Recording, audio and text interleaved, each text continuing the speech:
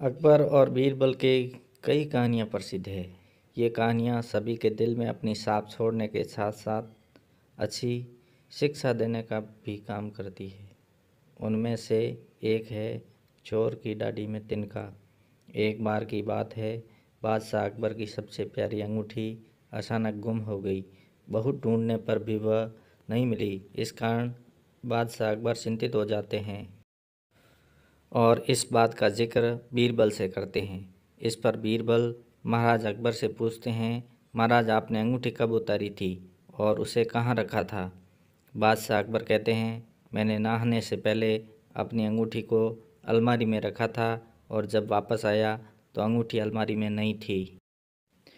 फिर अकबर बीरबल से कहते हैं, तब तो अंगूठी गुम नहीं, चोरी हुई है और यह सब महल में साफ सफाई करने वाले किसी कर्मचारी ने ही किया होगा।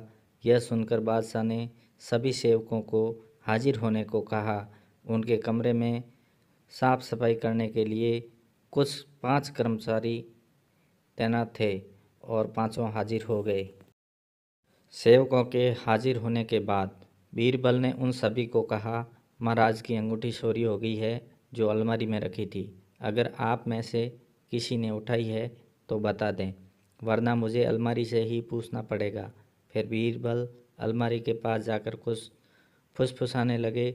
इसके बाद मुस्कुराते हुए 500 सेवकों से कहा, चोर मुझसे बच नहीं सकता क्योंकि चोर की डाडी में तिनका है। ये बात सुनकर उस पांचों में से एक ने सबसे नज़र बचाकर डाडी में हाथ फेरा, जैसे कि वह तिनका निकालने की कोशिश कर रहा हो। इसी बीच बीरबल की नज़र उस पर पड़ गई और सिपाहियों को तुरंत चोर को गिरफ्तार करने का आदेश दिया। जब बादशाह अकबर ने उससे सख्ती से पूछा तो उसने अपना गुनाह कबूल कर लिया और बादशाह की अंगूठी वापस कर दी।